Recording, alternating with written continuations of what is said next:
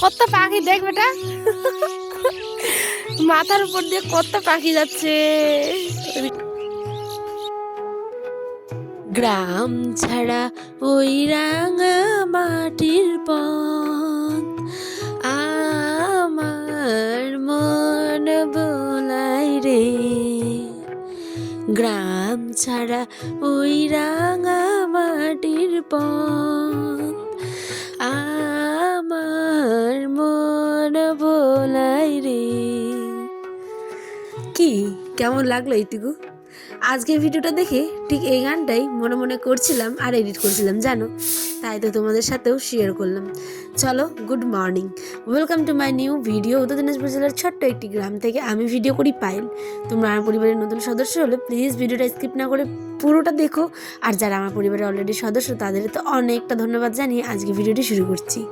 দেখো বন্ধুরা, প্রকৃতি এমনই একটা সুন্দর জিনিস যেখানে মন খারাপ থাকলেও মন কিন্তু ভালো করে দেয়, তাই না? কখনো আবার ভয়ঙ্কর, ঠিক নিজের রূপটা সময় মতো কিন্তু ধারণ করে, কিন্তু ভয়ঙ্করের থেকেও তার মিষ্টি সৌন্দর্যটা আমাদের মনে মনে অনেকটা কিন্তু জায়গা করে নেয়। প্রত্যেকটা মানুষের, যারা শহর থেকে ভিডিওটা দেখছো কিংবা গ্রাম থেকে, তোমাদের প্রত্যেকের আমি জানি ভালো লাগবেই এই সরিষা খাত, এই ধানের ক্ষেত, এই সমস্ত কিছু। প্রকৃতি কার না ভালো লাগে বলো তো? হাট থেকে আসি প্রত্যেকটা মানুষই, তাই তো আমি বারবার ছুটে যাই প্রকৃতির কাছে, আর তোমাদের সাথেও এই ধরনের ভিডিওগুলো আমি কিন্তু তুলে ধরি। সকালবেলা উঠেই ঘর বাড়ি বাসিয়ে সমস্ত কিছু ঝাড়টার দেওয়ার পরেই অনেকটা কাজ করেছি, সেটা তোমরা গতকালের ভিডিওটা দেখে নিও। আমি কিন্তু অলরেডি আপলোড করে নিয়েছি সুন্দর একটি ভিডিও, তোমাদের হাতে সময় থাকলে একটু গিয়ে ভিজিট করে এসো। এখন যাচ্ছি মাঠে। দুপুরবেলা হুট করে ফোন আসলো, আয়নের আব্বা নাকি মাঠে সার দিবি।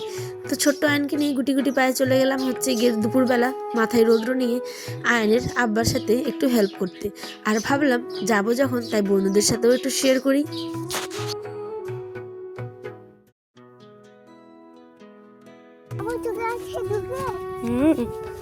চলো চলো চলো, দৌড়া দৌড়া দৌড়া। জলটা কি শুকায় গেছে ওখানকার? চলে এসছে ওর আব্বা, চলো।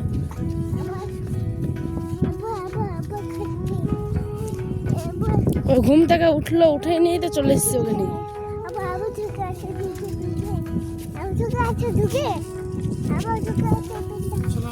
যাও যাও যাও,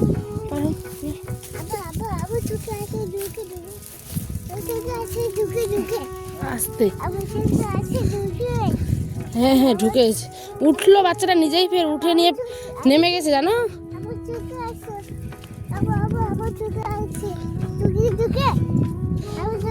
হ্যাঁ এখানে দাঁড়াবে কি না, সামনের দিকে। কোনটা ক্ষতি তো নেই আবার। ওই যে বললাম, আয়নের আব্বা সাইকেলটা নিয়ে কিন্তু নিজে নিজেই হেঁটে হেঁটে চলে আসলো। যেহেতু একটু জমিতে দিবে, তাই কিন্তু কোনো দাদাকে আজকে রাখা হয়নি কাজে। তো এখানটায় আমি তো আয়নকে নিয়ে আসছিলাম, আয়ন যেহেতু ঘুমিয়েছিল, তো আয়নের আব্বা গোটা পথটাই মানে একটুখানি ঢালু জায়গা আছে আমাদের রোড দেখে, যারা তোমরা দেখেছো আমার ভিডিওতে, ওই যে দূরে কাজগুলো ছিল সেখানে কিন্তু একটা রোড ছিল, ঠিক আছে? তো ওইখান থেকে সাইকেলটা নিয়ে কিন্তু আসলো। দেখো, প্রত্যেকটা জিনিসেই কষ্ট কিন্তু থাকবেই। সে তুমি যতই চাকরি করো, জমি ক্ষেত বাড়ি থাকলে কিন্তু নিজেকেই দেখতে লাগে, সম্পূর্ণটা মানুষের ভরসায় কিন্তু রাখা যায় না। কি তোমরাও নিশ্চয়ই আমার সাথে একমত, তাই না? নিজের জমি জায়গা থাকলে মাঠে কিন্তু একটু একটু করতে হয়, আর এটা কোনো লজ্জার বিষয় না, এটা একটা অহংকার, ঠিক আছে? কারণ দেখো, এই যে গ্রামের লোকেরা কত কষ্ট করে ফসল করে বলো তো, সেই ফসল থেকে কত কিছু আমরা দৈনন্দিন জীবনের ব্যবহার করি, তাই ওদেরকে কখনো ছোট মনে করো না, ঠিক আছে? এটা আমি প্রত্যেকের ক্ষেত্রে বলছি না, কিছু কিছু মানুষ থাকে এরকম। তো যাই হোক, এখানে আয়ন শোনা দেখো,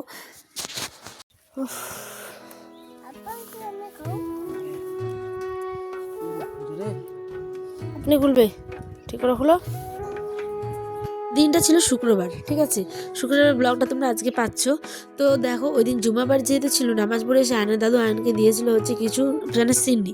তো ওগুলোকে আমি ওকে ঘুম থেকে উঠিয়ে পকেটের মধ্যে ভরে দিয়ে নিয়ে চলে এসেছিলাম হচ্ছে এখানে মাঠে। খেয়ে আর মোটা হচ্ছি, তো এগুলো এমনিও খেয়ে নিতে পারে লোক, এমনি খেলে কি মরে যাবে।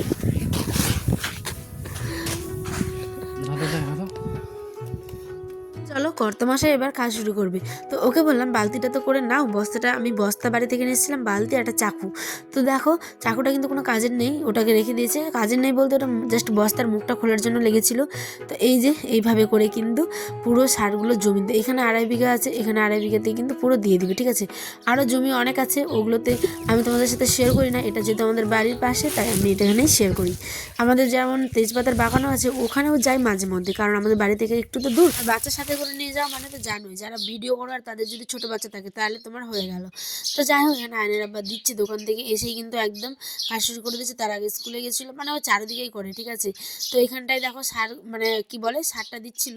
আর এখানে দেখো মিডিলে কিন্তু কিছু কিছু জায়গা ফাঁকা, এই সারটা দেওয়ার ফলে নাকি সম্পূর্ণ গেড়ে যাবে, ঠিক আছে, গাছগুলো যেগুলো এখনো উঠেনি। আর এদিকে আমি জিজ্ঞাসা করছিলাম যে তোমরা যদি জল দিলে, দেখো জল দেওয়ার পর কত তাড়াতাড়ি সুন্দর হয়ে গেছে সরিষাটা। এদিকে আবার একটা গাছে দেখি ফুল এসছে, আর এই সরিষার ফুল বড়া খেতে খুব ভালো লাগে জানো, সত্যি। আর তার থেকেও বড়ার থেকেও ভালো হচ্ছে দেখতে সুন্দর লাগে, ওই যে বললাম। কিন্তু লোভ সামলাতে পারিনি। দেখো আমি আজকে আমাদের ক্ষেতের টাটকা কিছু শাক তুলে নিচ্ছি, কেন বলো তো? কারণ হচ্ছে এটা একটা পাশের জমি আমাদেরই, ঠিক আছে। তো এখানে গাছগুলো বড় হয়ে গেছে, তাই ভাবলাম চলো একটু তুলে নিই। আয়নের আব্বা যতক্ষণ এদিকে কাজ করছে আমারও এদিকে বেশ হয়ে যাবে। এই পাতাগুলো যেহেতু বড্ড কচি, তো মানে সবে সবে উঠছে বলে, তো এইগুলোর পেঁয়াজ দিয়ে কাঁচা লঙ্কা দিয়ে ভাজা খেতে দুর্দান্ত লাগবে। আমি রান্না করবো, তোমাদের সাথে শেয়ার করবো, ঠিক আছে। আর ফুল হলে, যখন ফুল অনেক হয়ে যাবে পুরো গাছগুলোতে, তখন তো দেখতে জমিটা সেই লাগবে, ঠিক আছে। তো দেখো এখানে আমি শাকগুলো তুলছিলাম আর তোমাদের সাথে শেয়ার করছিলাম। দেখো কত কচি পাতাগুলো, দেখেছো? এখনও কিন্তু ফল আছে, ফুলগুলো এখনও হয়নি। আগে আমি অনেক জায়গায় দেখতাম লোক কিন্তু লোকের খেতে মানে শাক তুলতো, ঠিক আছে। আর শাক তুলেই একদম একটা অন্য রকমের দৃষ্টি দিয়ে দেখতো, ভাবতো যে কখন যে লোক চলে আসবে তো বকবে। কত পাখি দেখ বেটা, মাথার উপর দিয়ে কত পাখি যাচ্ছে। গায়না ভাই স্প্রে করছে, দেখো।